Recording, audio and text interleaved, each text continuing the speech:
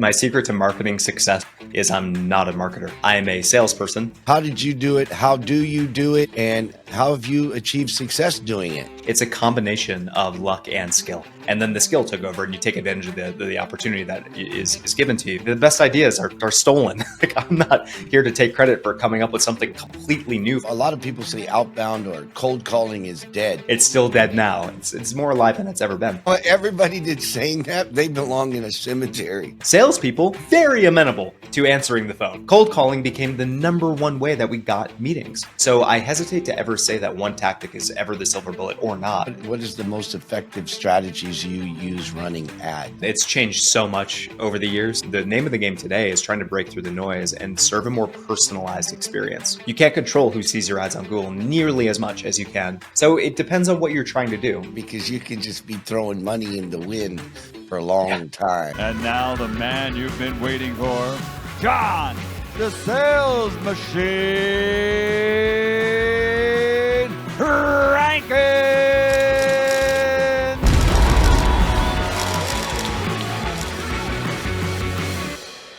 Folks, those of you who are in the go-to-market journey, I have a treat for you today.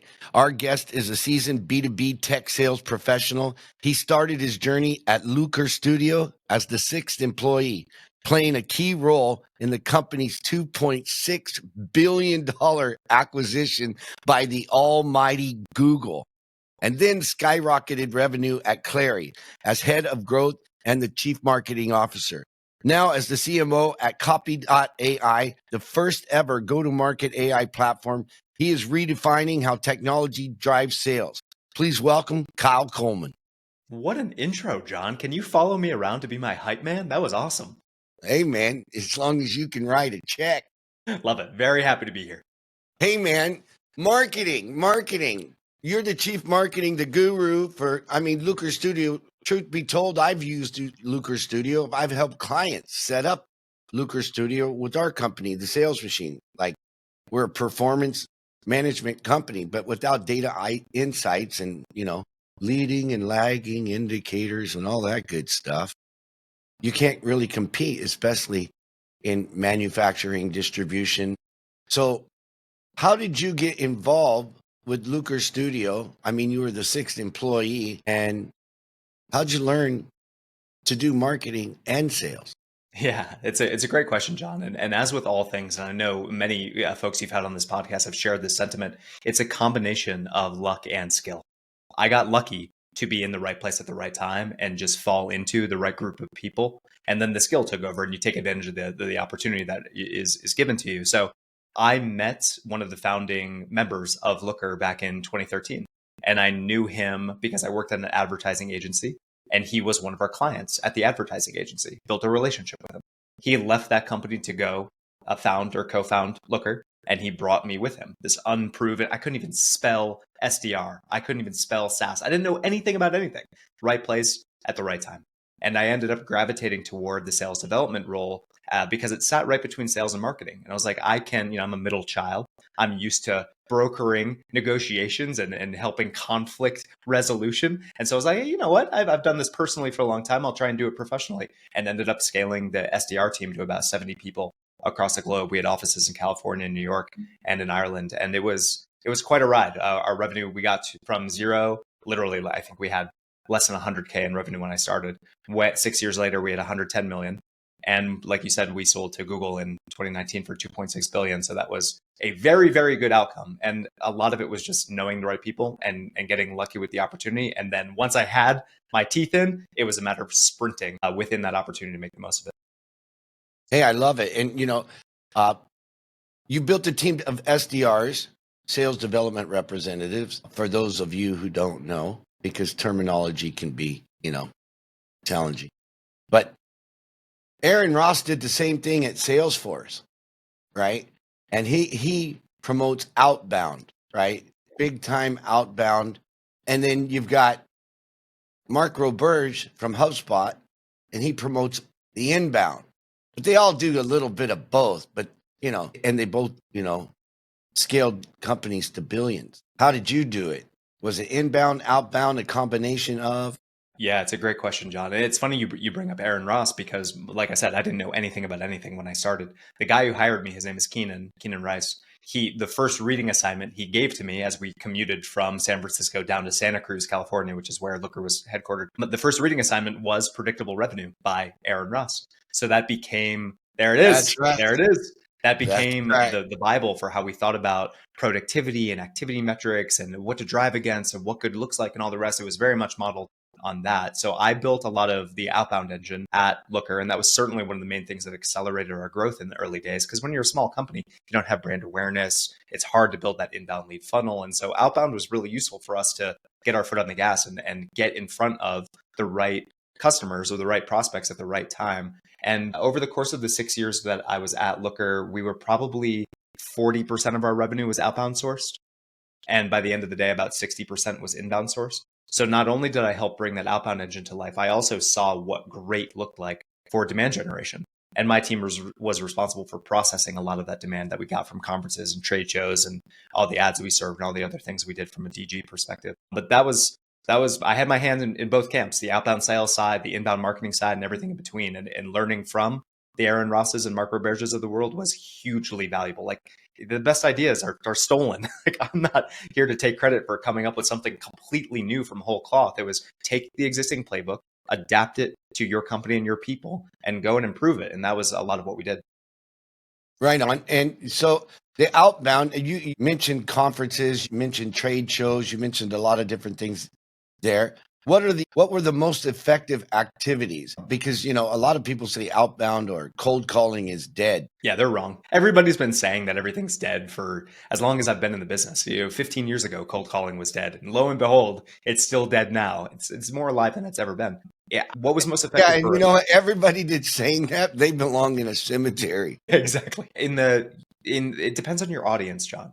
So the audience that we were selling to at Looker was a very technical audience. These are CTOs or IT analysts or data engineers. These are people that are very technical. They are not as amenable to cold calls as they are to really well-crafted emails. So a lot of what our SDR outbound team did was craft those great emails and try and get the right messaging in front of the right people at the right time. That group of that cohort of people, the more technical audience, loves trade shows and conferences. That's where they learn about new technology, new data strategies, et cetera. So that was a big part of our mix. Fast forward the clock, though, to my time at Clary, totally different audience. Clary is a revenue intelligence forecasting type solution. So we're selling to salespeople. Salespeople, very amenable to answering the phone. Cold calling became the number one way that we got meetings. So I hesitate to ever say that one tactic is ever the silver bullet or not, because so much of it depends on your product, your audience, and what the channel they most respond to. So it's always situational. I mean, and I get it. To go deeper though on generating the leads and the prospects, what do you know about ads, and what is the most effective strategies you use running ads? Man, it's changed so much over the years. If we were having this conversation a dozen years ago, it would have been a totally different answer. Because at that point in time, the search engine marketing, your standard things that you do on Google or on LinkedIn or Bing or whatever other search engine it was way less competitive. It was still somewhat competitive, but way less than it is today. And so the name of the game today is trying to break through the noise and serve a more personalized experience. So a lot of the most effective advertising that's done is really account-based advertising. LinkedIn makes it not easy, but much easier to only serve ads to people or companies that you want to serve ads to. You can't do that on Google. You can't control who sees your ads on Google nearly as much as you can in other ad serving networks. So it depends on what you're trying to do. How are you spearfishing or are you fishing with a net? You have to decide where your demand strategy is going to be and how custom you want to create an experience for the people that are engaging with you. And now there are ad channels that you can be hyper specific and serve really, really tailored things to various people. It just takes a lot more work. So there are trade-offs to both, and both are still working. It's just a matter of where you want to index. Yeah, now you said you cannot do it on Google, but ultimately someone is searching on Google. Won't your ads target them if they're searching for the same solution? It is, but you can't control who searches for that term, John. So for example, at Copy.ai now, Copy.ai is a go-to-market AI platform, as you said. We sell a lot to content marketers. So, however, we really want to be targeting content marketers at companies that are 500 or more employees. We can't control somebody going to Google and searching AI for content marketing. All the freelancers and all the contractors and agencies are like, those are just not really our ICP fit. So we don't pay to show up for that search term on Google. Instead, what we do is we're more targeted and we serve ads on LinkedIn to an audience that we know we can actually sell to and service from an enterprise standpoint. So it's that kind of distinction that I think is worth making. And again, it just depends on what your strategy is. For a lot of these PLG companies, product-led growth, these freemium sort of apps, they want to be everywhere. It's more of a B2C type play. And so they want and need to be everywhere, and they need to be ranking for all those keywords for anybody to see on Google. It's just not our business model. Yeah, that's not my business model either, because you can just be throwing money in the wind for a long time. No kidding. And I think, challenge is the ultimate, driver of growth, especially when you have limited resources. Your biggest resource is your resourcefulness to figure things out. And when you were at Looker, you said, they started out, it was $100,000 the first year. Is that right? Yeah, it was, friends and family that were customers of Looker at the time. Hey, man, I like friends and family as long as they're not broke, if you know what I mean. So, yeah, but talk to me about the whirlwind, because you guys went from $100,000 the first year to 111 million in 6 years. So that's like, that ramp up is a hockey stick, like insane. Yeah. Part of it, of course, as I mentioned, a lot of it is luck and right place, right time. And then there's the skill to actually execute. So what was the lucky part of the product market fit? The lucky part for Looker was we were riding the wave of cloud-based databases. This was a new database technology. To that point, the most popular database technologies were on-premise databases that companies bought and stored their data on. Now there was this new wave of technology coming around, which was cloud-based storage for various data solutions. And Looker was perfectly architected from a product standpoint to take advantage of that technological wave. So that was the story that we were telling, John. As people were going through that cloud transformation for their databases, we had this follow-on story to say, you need to do the same thing for your business intelligence. The data is only valuable if you can get the insights out of it. So it's great that you've invested in this cloud architecture, this new AWS database. How are you actually going to get value from the BI system that you have, the business intelligence system that you have? And that was a story that we were able to tell and take to market with great effect. So attaching to some sort of movement from a technological standpoint was a hugely important part of our marketing, of our positioning, of our messaging. And we just were center of the bullseye for what mattered most to people at that time. And that was a huge reason for our accelerated growth. Yeah, I get it. But you had competitors. There's Microsoft BI, right? Who was first, Microsoft BI or Looker? Well, that was the interesting thing, John, is that the BI space, the business intelligence space, was very saturated. There were all these legacy players that had been around for 10, 20, 30 years. Right. MicroStrategy and Tableau at the time, and Microsoft Power BI. The list was very, very long. ClickView was another one. But they were not architected for the new era of database technology. So we had this really nice counter positioning against all of the entrenched players in the space to talk about the new and different way that we were solving a problem. And I want to emphasize that point from a marketing standpoint, from a sales standpoint, because really attaching yourself to a new and different way of getting something done is a much more compelling message than saying we're better than them at something. Different is better than better.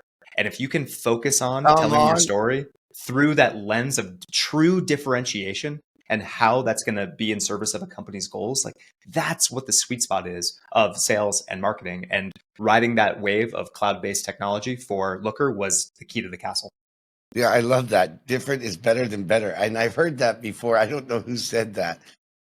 Borrowed shamelessly from Christopher Lochhead, who is an awesome thinker on the marketing space. He talks about, he runs this company called Category Pirates and has great thinking about positioning and messaging and category creation, all the rest. So stolen shamelessly from him. I don't know if he stole it from somebody else. Who did you say? Clint Arthur. Oh, okay. He's that celebrity entrepreneur. Clint Arthur, shout out to you. Yeah, different is better than better. I just went to a company, one of the cola companies, right? And we are a sales performance management system. right? And we have Looker built into our platform shamelessly. We use it because it's amazing, right? But I was at a cola company, and they said, well, how are you different than the rest? And I said, well, first of all, I made my wealth by knocking on doors just like all of your people. So I understand their problem, and they're not techie and they don't use technology very well. So we took their systems, which, they're using other systems. And I told them, look, okay, your people, how many of your people actually use the software that they already purchased, right? And they said less than 10%. And I'm like, oh, that's horrible. That's horrible. And you know why? Because it's complicated, and nobody's going to do that. So now I gave them a solution. They walk in, they hand the merchant a phone with a bunch of pictures, and it's just a shopping cart to reorder all their products. All they do is add to cart, add to cart, add to cart, check out, invoice is sent all the way to the system in head office, which is also powered by Looker Studio on the back end. And boom, problem solved. And everybody can use the technology. So I love how you've transitioned from one role to the next role, and you're working at, some game-changing companies. But why did you leave Looker to go to Clary? Yeah, it's a great question, John. So I didn't know that the acquisition was happening, but I was close enough with the leadership team, the executive team, to know that something was on the horizon.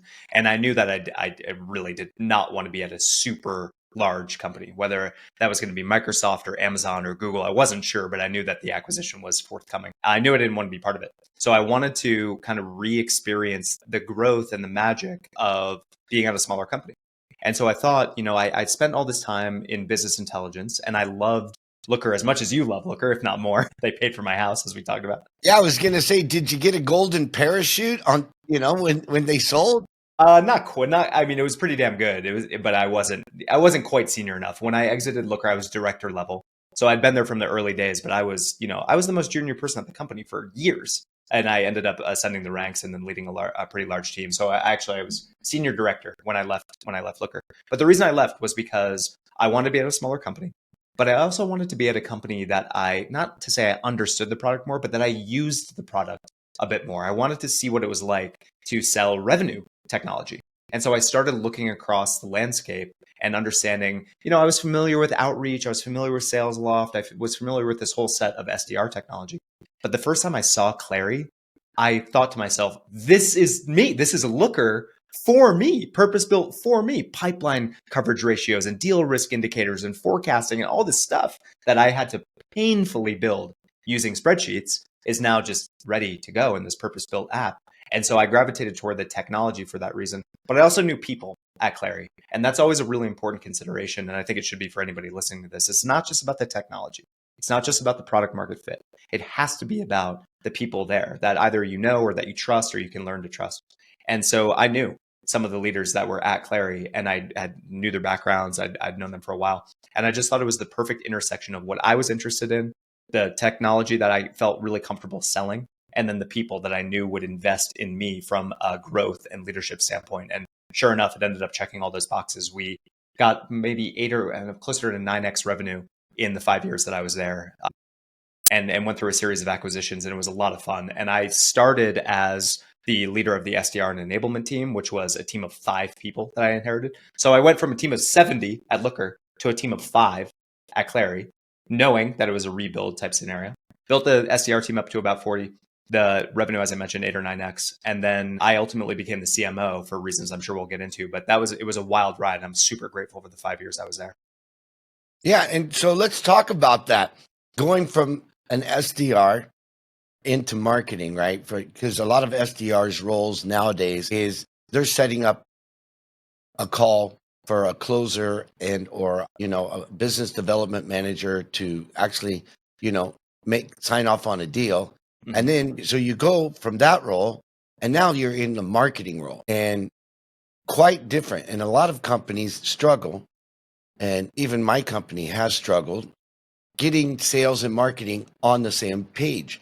But you're unique, different, and different is better than better. Yes. Because you've done it before.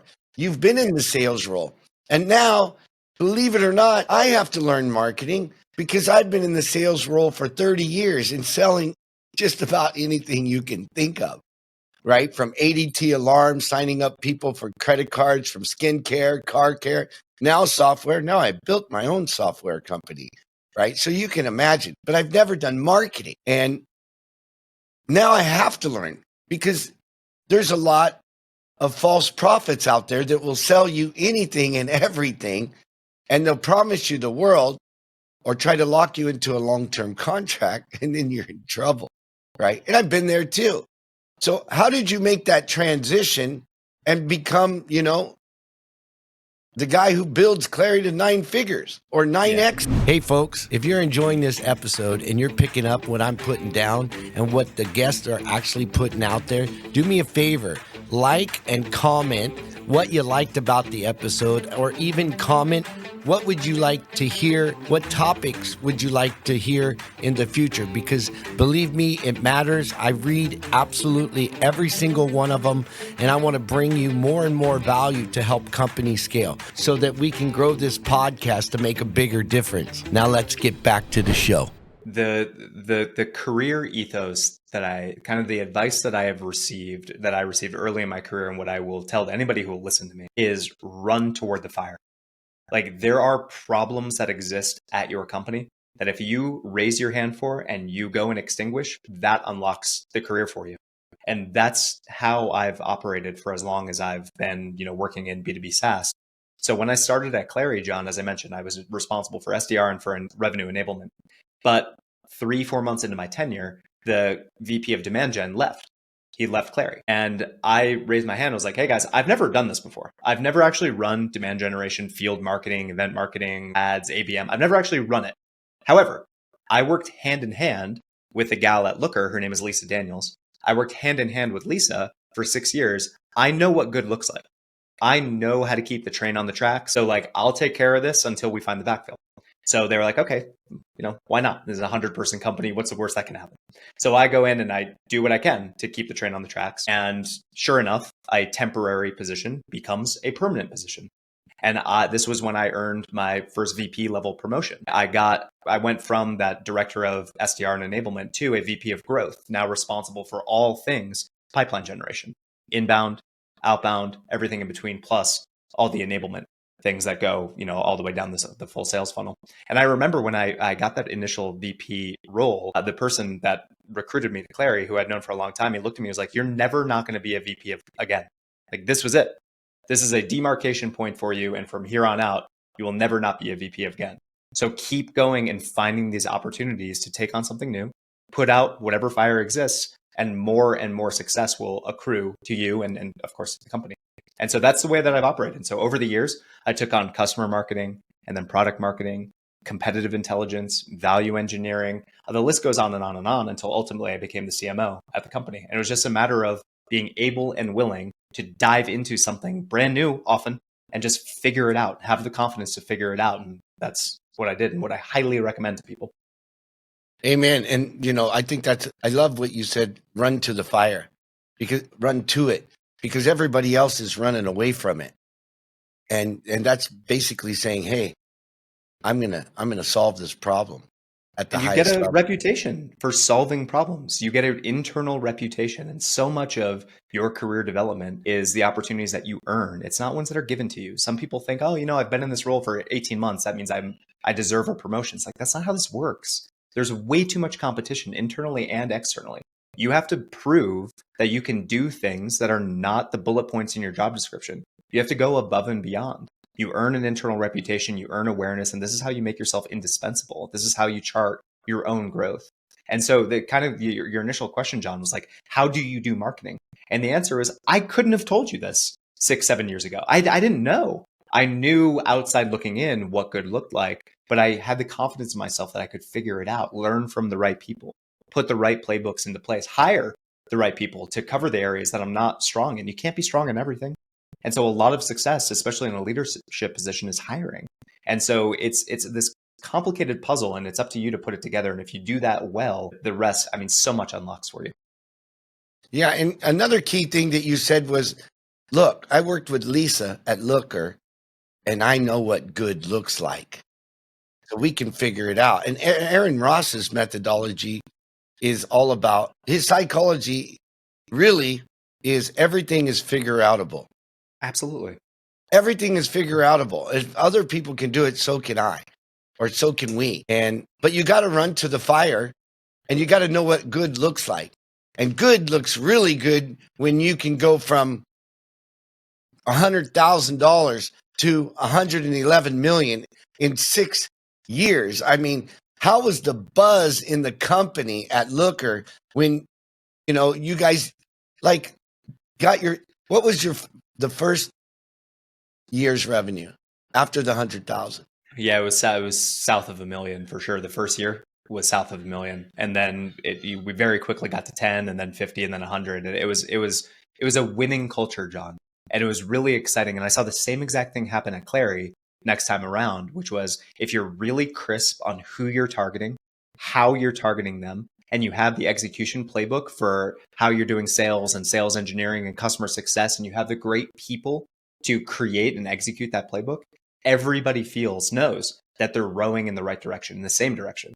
And that's what hypergrowth feels like. It's chaos, but it's organized chaos because you have the right people across the business at every level, leadership all the way down to the individual contributor who was hired yesterday. Everybody knows that they're contributing and they feel their impact. And that's a really cool thing. It's what I like most about startups. It's what I was afraid of, getting lost in the behemoth of, Google Cloud, was that anonymity. I like and I love the startup feel that you get when you can really see the impact that you're making every single day. Yeah, and it was a slam dunk for Google acquiring Looker because, Google Cloud was competing with AWS, right? They're always competing, the big boys, between all of them, right? Whether it's Apple, Google, Microsoft, they're all, wanting to dominate similar spaces. So, and Google just goes and snaps things up. And so does Apple, and so does Microsoft. And so they can, to me, also, just throwing it out there. Nothing wrong with Google money. So let's go deeper into the chief marketing officer role now. So you're at Clary, and now you've bridged the gap with the SDRs. Now you have the relationship with the SDRs, and now you're the marketing guy. Are you running both, or you promote one of the guys running sales, and now is that guy your right-hand man? Yeah, always had leaders. Well, when I was the CMO at Clary, I had a director of SDR who was leading the full SDR team. As I mentioned, it was 35 or 40 people. So we had a director of SDR, and then we had a handful of managers, and then we had all the individual contributors, and a team of about 40. So I was always very close to it, but I wasn't necessarily doing all the day-to-day management in my role as CMO. You just can't. I mean, the role of the CMO is very different because you're thinking about time horizons differently. When you're managing a team of SDRs, you're thinking about every hour of every day. How many calls, how many emails, how many meetings, how much pipeline are we creating? It's you're in it every single day, and I love that. But you just don't have time to do that as a CMO when you're thinking about how are we going to create pipeline next quarter, next year? How are we going to double our pipeline number next year? What do we need to do from an awareness standpoint? The mix is just different. It's a different level of attention. So always have a lot of love and care about what's happening in the outbound world. Really, my role is to make sure that the outbound team of SDRs knows what's happening from an inbound demand generation standpoint, and that the leaders of those functions are working as closely as myself and Lisa worked in our days at Looker. So that was what I was responsible for architecting in my role as a CMO. That's what most CMOs and I guess it's maybe about 30% of CMOs have SDRs rolling to them. The other 70% SDRs roll into the chief revenue officer, chief sales officer. But that's the responsibility, is to make sure that there's unity and harmony between and among all the teams, and that the messaging is as consistent as possible so that the buyer experience is as consistent as possible. That is what I perceive my role to be. Yeah. And how have you seen it change over like the last 5 years now? And, there's a lot of different targeting strategies. There's a lot of different terminology. now the buzzword is account-based marketing. And so how do you see account-based marketing differently than just, doing outbound and or running ads to get inbound? Yeah, so a lot of it depends on what your addressable market is. There are companies out there that have an unlimited addressable market. They can sell their product or services to anybody under the sun. That's a rare company, but they do exist. On the flip side of that, there are some companies that are hyper targeted. We only sell our solution to pharmaceutical companies that are creating 5 or more new drugs every year. That is a hyper targeted addressable market. So depending on what side of the spectrum you're on, you need to decide what mix you want. What more and more companies are realizing is that they need to be more practical about what the size of their addressable market is than they were in the past. They tried to be something for everybody. It wasn't quite a fit. Even at Clary, you had our ICP, ideal customer profile, as we defined it. You had to use Salesforce. We were only compatible with Salesforce as a CRM. So all of a sudden, you take that unlimited TAM, addressable market, way down to Salesforce users. Okay, that's checkbox number 1. Checkbox number 2, we sold best when those companies employed a revenue operations person. Revenue operations was a new role 5, 6, 7 years ago. It wasn't something that was as ubiquitous as it is now. So that was a really nice indication to us that they're investing philosophically in the things that we believe in. So now you layer that in. Okay, they have a RevOps person. And we would just keep going down that checklist until we take this universe down to, I think it was something like 15,000 accounts. And I know that still sounds like a lot, but it's nowhere near all the accounts that exist in the universe. So now we have how many clients Salesforce has. Right, exactly. So now we have our set of 10 or 15,000 accounts, and now it's a matter of prioritizing within that group and finding the right signals to say which of these accounts are in market for a solution like ours. What is the propensity to buy? Do they have other tech stack that's interesting? Do they have other sales profiles that they're hiring that's interesting? Are they growing? Are they contracting? Like all of those things will go into the scoring that we use to prioritize which accounts we reach out to and how we reach out to them. And that's what a lot of account-based marketing is understanding what are the strategic initiatives of this account and how can I take my value prop and connect the dots between what we serve and what we sell and the strategic initiatives of that company. And then the mix from a marketing standpoint is outbound, and it's serving ads, it's creating content, it's inviting them to events, it's executive to executive outreach. And we would just run that playbook for all those different channels with the messaging that was specifically for that account. And lo and behold, it was a huge boon to pipeline generation and revenue generation because it was so targeted. And some people look at our strategy and when they hear me talk about this, they think that I'm unnecessarily limiting the amount of pipeline we can create because I am so targeted in how I do it. And I think that the opposite is true. You're maximizing the revenue that you generate because you're only pulling really solid stuff into the funnel. You're not wasting any time. And so there are different philosophies, but I really like the account-based one because it's such a nice filtration system. Yeah, no, the other philosophy is spray and pray. So right. I would take quality over quantity any day. And that's most salespeople do. Yeah, quality over quantity. And most salespeople, and you're a marketer and you're saying, no, I'm not handing off these leads to the salespeople unless they're hyper-targeted.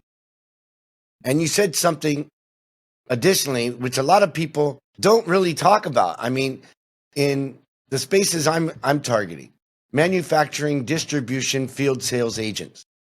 This is my arena, right? I know I can serve these people to make their entire organization better, faster, more efficient, to be ahead of the competition. And we can simplify it to do for those field sales reps. So we eliminate data entry, just eliminate it, right? It's all automated and it's all pictures and it's all checkout and building relationships, right? And talking to the business owners about, what's working over at that store or that store or that store, and or vice versa, right? Within their own organizations, when they're having conversations with the individual managers, right? So you said something that was priceless, and it's signals.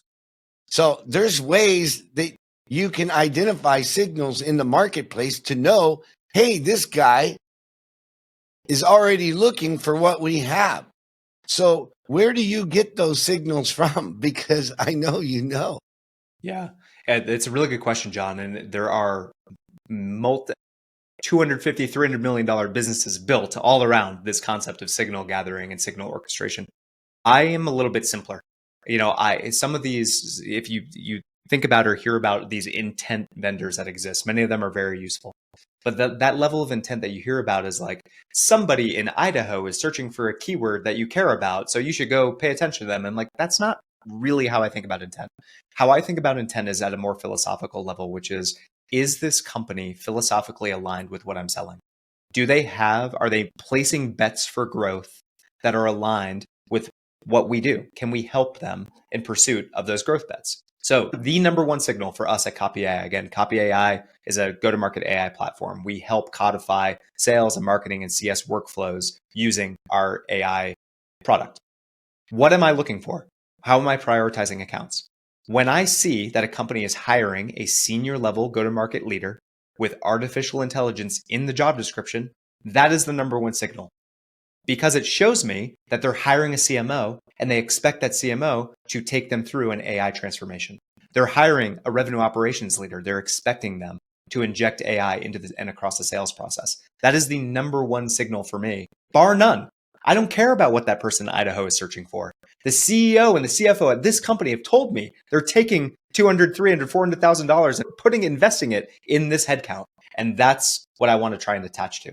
So we try and find signals like that have more of an indication about what a company's strategy is. And that allows us to cut through the noise and go tell an executive level story to the stakeholders at that company about how we can be in service of what they're trying to do.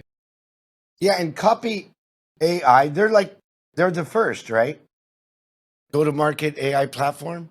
We're the first, as far as I can tell, and there's a lot of players in the space and the ecosystem evolves every day. But as far as I can tell, John, we're the first and only solution that is thinking about the full go-to-market system. Many other AI solutions are very point solution oriented. AI for content marketing, AI for outbound sales. We're the only one that, as far as I can see, that's executing across the whole go-to-market revenue lifecycle. And so that's the distinction. And I think it's a really important distinction because if you can't have an effective use of AI if you have a crummy go-to-market strategy. You need effective go-to-market strategy to layer AI on top of, and we help companies do both. Yeah, and let's tell the audience, how do you do it at Copy.ai and how are you different than the rest? Because different is better than better. Exactly. So we're very focused on understanding what is a company's approach to the various components of their go-to-market. Let's just use outbound sales as an example. Again, this is by no means all we do, but it's a good example of it. How we help companies is we sit down with the top reps, the top sales development reps, or the top sales reps inside the company, and we basically do in-depth discovery on their process. Top SDR, when you're researching an account, what are you looking for? What data sources do you go to? What information do you do? How do you read a 10K? How are you doing all of these things? Okay, thank you for the time. We take that process and we codify it in AI. Then we integrate with their CRM and we can say, all right, now anybody in your business can take Johnny's approach to building an account plan, snap their fingers, and have that account plan inside of the CRM because we codified his process that's bespoke and nuanced to your company. So we do that for account planning and finding contacts, researching contacts, writing sales emails, writing cold calls, video message script, LinkedIn messaging, whatever it is. And now you have a full suite of outbound sales that's powered by AI, but importantly is powered by your best practices. And so it's the right balance, I think, of human strategy and outsourcing the right stuff to AI for consistency and standardization and velocity, and then delivering those outputs directly to reps in their flow of work so they can go hit the ground running. Yeah, I love it. And I love velocity. Absolutely love velocity. So, do you guys white label? Because you say you plug into the CRM, but do you white label into CRM? Yeah, it's funny you say that. It's not exactly a white label experience, John, but the sales rep experience for using Copy AI, 95+% of sales reps don't even know that they're using Copy AI. Because they just wake up one day, they refresh their account records inside of the CRM or inside of their sales engagement platform, and all this information is just there for them.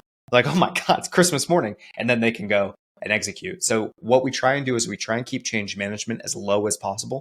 And we try and create a familiar or a better experience inside of familiar tools so that the sales team can go and execute without needing to do the 10-hour training certification or anything on Copy.ai. So that's what we try and architect. It's a little bit different for marketing teams that are using Copy.ai. More marketing people are actually in the platform designing and building. But for sales teams, we try and deliver the value in the tools that they're already working out of. I love it. I love it. And, Wayne Gretzky said, the reason for his greatness, and he didn't claim the greatness, he was asked and he was interviewed. He's a hockey player. I'm sure you know that 99. the reason for his success was he never skated to the puck.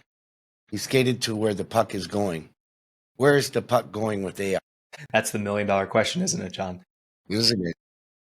The way I see it, there's a lot of kind of doom and gloom forecasting out there about how AI is coming for all of our jobs and is replacing all of us. Frankly, I just don't see it that way.